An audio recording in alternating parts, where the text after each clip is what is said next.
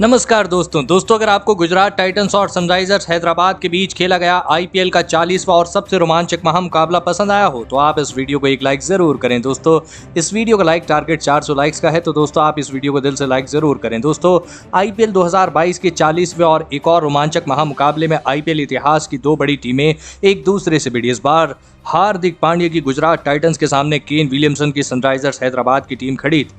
इस रोंगटे खड़े कर देने वाले मुकाबले में गुजरात के कप्तान हार्दिक पांड्या ने टॉस जीता और पहले गेंदबाजी का फैसला लिया और हैदराबाद की टीम को पहले बल्लेबाजी के लिए आमंत्रित किया। उसके बाद रनों की बारिश करने के इरादे से हैदराबाद के दो बेहतरीन फॉर्म में चल रहे ओपनर बल्लेबाज मैदान में उतरे।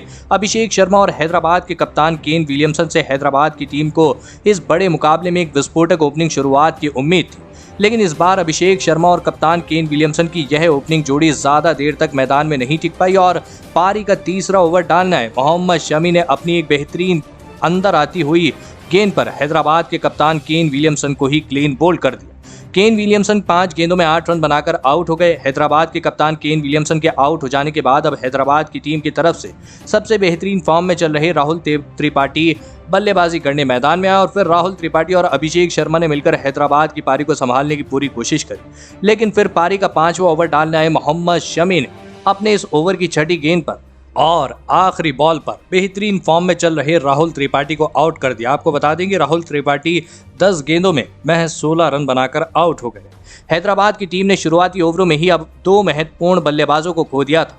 अब कहीं न कहीं गुजरात की गेंदबाजी हैदराबाद की बल्लेबाजी पर हावी होती दिखाई दे रही थी। अब हैदराबाद की टीम की तरफ से एडन मार्करम अभिषेक शर्मा का साथ देने मैदान में आए और फिर यहां से हैदराबाद की पारी को संभालने का जिम्मा अभिषेक शर्मा और नए बल्लेबाज एडन मार्करम ने उठाया और एक अहम साझेदारी बनाना शुरू कर दिया। अभिषेक शर्मा और एडन मार्करम की इस जोड़ी ने एक नाजुक मौके पर एक महत्वपूर्ण साझेदारी बनाई, जहां पर अभिषेक शर्मा लाजवाब फॉर्म में दिखाई दे रहे थे।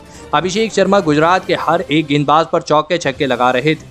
गुजरात के सबसे बेहतरीन स्पिन गेंदबाज राशिद खान की तो अभिषेक शर्मा ने बुरी तरह धुलाई कर डाली। अभिषेक शर्मा और एडन मार्करम की यह साझेदारी अब हार्दिक पांड्या के लिए एक बड़ी मुश्किल बन चुकी थी। अभिषेक शर्मा और एडन मार्करम ने मिलकर लगभग पारी के 15वें ओवर तक बल्लेबाजी करी और अपनी टीम को 140 रनों तक पहुंचाया। इसी बीच अभिषेक शर्मा ने अपना अर्धशतक भी पूरा कर लिया, लेकिन फिर पारी का 16वां ओवर डालना है अल्जारी जोसेफ ने सेट हो चुके अभिषेक शर्मा को पारी के एक महत्वपूर्ण मौके पर क्लीन बोल्ड कर दिया। अभिषेक शर्मा 42 गेंदों में 65 रन की लाजवाब पारी खेलकर आउट हो गए। अभिषेक शर्मा का विकेट गिरने के बाद अब हैदराबाद की टीम की तरफ से निकोलस पूरन बल्लेबाजी करने मैदान में आए, लेकिन दूसरे छोर पर बल्लेबाजी कर रहे एडन मार्करम लाजवाब बल्लेबाजी कर रहे थे। इसी बीच एडन मार्करम ने भी अपना अर्धशतक पूरा कर लिया, लेकिन अब गुजरात की टीम के गेंदबाज फॉर्म में वापसी करते दिखाई दे रहे थे और फिर पारी का 17वां ओवर डालने आए मोहम्मद शमी ने एक नए बल्लेबाज निकोलस पूरन को शुभमन गिल के हाथों कैच आउट करा दिया। आपको बता दें कि निकोलस पूरन 5 गेंदों में 3 रन बनाकर आउट हो। जी हाँ दोस्तों, वहीं उनके तुरंत ही बाद सेट हो चुके एडन मार्करम को पारी के 18वें ओवर में यश दयाल ने डेविड मिलर के हाथों कैच आउट करा दिया। जी हां दोस्तों, आपको बता दें कि एडन मार्करम 40 गेंदों में 56 रन बनाकर आउट हो गए। बेहतरीन बल्लेबाजी करने के बावजूद अब हैदराबाद की टीम 170 का आंकड़ा भी पार करती नहीं दिख रही थी, लेकिन अंत में बल्लेबाजी करने आए शशांक सिंह ने लाजवाब बल्लेबाजी करते हुए आखिर में विस्फोटक पारी खेल के दिखाई। शशांक सिंह ने इस पारी के 20वें ओवर में लॉकी फर्ग्यूसन जैसे अनुभवी और तेज तर्रार गेंदबाज पर 3 लगातार छक्के लगाकर इस आखिरी ओवर में 25 रन बना लिया और इसी के चलते हैदराबाद की टीम ने 195 रनों का एक विशाल लक्ष्य गुजरात की टीम के आगे रखा। उसके बाद हैदराबाद से मिले 196 रनों के विशाल लक्ष्य का पीछा करने गुजरात के 2 बेहतरीन फॉर्म में चल रहे दिग्गज ओपनर बल्लेबाज मैदान में उतरे। रिद्धिमान साहा और शुभमन गिल के कंधों पर इस बड़े मुकाबले में गुजरात की टीम को एक बड़ी ओपनिंग शुरुआत देने की एक अहम जिम्मेदारी थी, लेकिन इस बार रिद्धिमान साहा और शुभमन गिल की इस जोड़ी ने अपने इस जिम्मेदारियों को बाखूबी निभाते हुए शुरुआती गेंदों से हैदराबाद के गेंदबाजों पर बड़े शॉट खेलना शुरू कर दिए। रिद्धिमान साहा और शुभमन गिल की इस जोड़ी ने हैदराबाद के कप्तान केन विलियमसन के हर एक गेंदबाज पर चौके छक्के लगाए। खास करके दोस्तों रिद्धिमान साहा इस मुकाबले में लाजवाब फॉर्म में दिखाई दे रहे थे।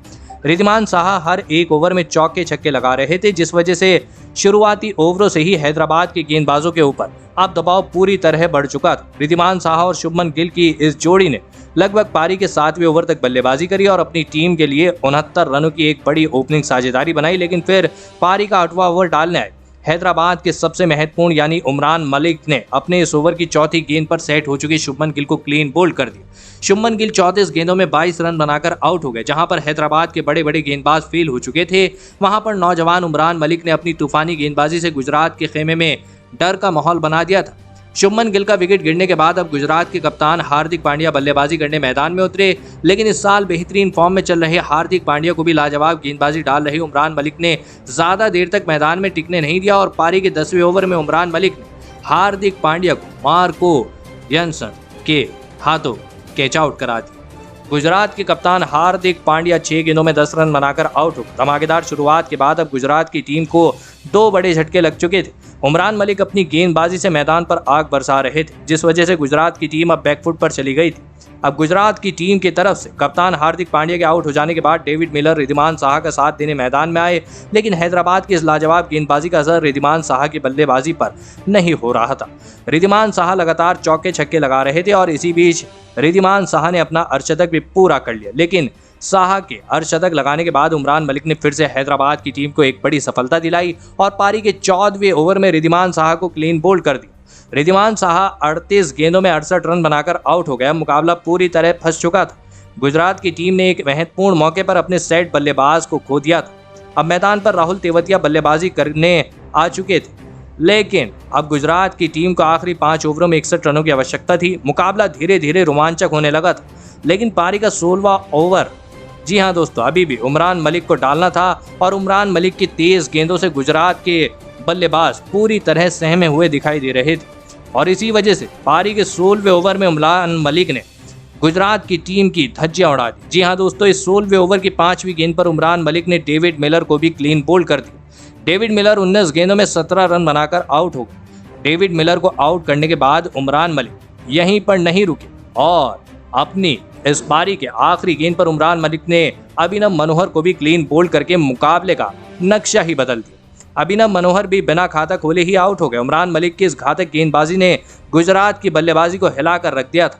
अब मैदान पर राशिद खान, राहुल तेवतिया का साथ देने बल्लेबाजी करने आए। अब गुजरात की टीम को आखिरी 3 ओवरों में 47 रनों की आवश्यकता थी। अभी भी मुकाबला खत्म नहीं हुआ था, क्योंकि राशिद खान और राहुल तेवतिया ऐसे मौकों पर बल्लेबाजी करना बखूबी जानते थे और ऐसा ही हमें पारी के 18वें ओवर में देखने को मिला, जहां पर गेंदबाजी डालने आए भुवनेश्वर कुमार की इस ओवर में राहुल तेवतिया और राशिद खान ने मिलकर 12 रन निकाल लिए। अब गुजरात की टीम को 12 गेंदों में 35 रनों की आवश्यकता थी। ये मुकाबला रोमांच की हर एक सीमा पार कर चुका था, लेकिन ऐसे ही पलों में राहुल तेवतिया बल्लेबाजी के लिए माने जाते हैं और राहुल तेवतिया ने इस 19वें ओवर में विस्फोटक बल्लेबाजी करते हुए टी नटराजन की इस ओवर में 13 रन निकाल लिए, जिसके चलते अब इस मुकाबले के आखिरी 6 गेंदों पर गुजरात की टीम को 22 रनों की आवश्यकता थी। इस मुकाबले के लिए स्टेडियम में मौजूद कोई भी दर्शक अपने कुर्सियों पर अब बैठ नहीं पा रहा था, क्योंकि रोमांच अब इस मुकाबले में अपनी चरम सीमा पर था। अब इस मुकाबले का 20वां ओवर डालने आए मार्को जॉनसन की इस ओवर की पहली ही गेंद पर राहुल तेवतिया ने एक बेहतर छक्का लगा दिया। जी हाँ दोस्तों, बेहतरीन छक्का लगाया। अब दबाव गेंदबाज मार्को जॉनसन पर था। जी हाँ, आपको बता देंगे, लेकिन इस ओवर की दूसरी गेंद पर राहुल तेवतिया 1 रन बना पाए। अब गुजरात की टीम को आखिरी 4 गेंदों में 15 रनों की आवश्यकता थी, पर अब स्ट्राइक पर खड़े थे राशिद खान, लेकिन राशिद खान भी कहां पीछे रहने वालों में से थे। उन्होंने भी ओवर की तीसरी गेंद पर मार्को जॉनसन के सामने उनके छक्का लगाया। अब मुकाबला पूरी तरह फंस चुका था। गुजरात की टीम को 3 गेंदों में 9 रनों की आवश्यकता थी और स्ट्राइक पर खड़े थे राशिद खान। जी हाँ दोस्तों, गजब की बल्लेबाजी कर रहे थे, लेकिन इस ओवर की चौथी गेंद पर गेंदबाज मार्को जॉनसन राशिद खान को एक भी रन नहीं बनाने थे।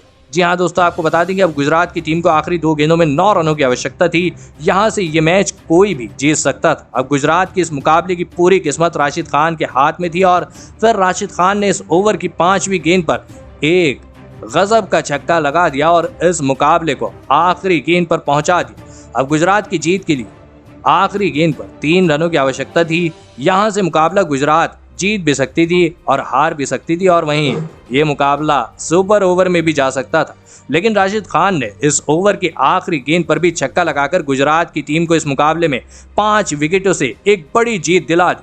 दोस्तों, इस रोंगटे खड़े कर देने वाले मुकाबले में राशिद खान और राहुल तेवतिया की इस जोड़ी ने आखिर में इस पूरे तरह हारे हुए मुकाबले में गुजरात की टीम की वापसी कराई और उसी के साथ आखिरी और रोमांचक ओवर में लाजवाब बल्लेबाजी करके गुजरात की टीम को जीत दिला दी। तो दोस्तों, आप राहुल तेवतिया और राशिद खान की इस विस्फोटक बल्लेबाजी के लिए उन्हें 10 में से कितने अंक देना चाहेंगे, आप नीचे कमेंट करना बिल्कुल मत भूलिएगा। धन्यवाद।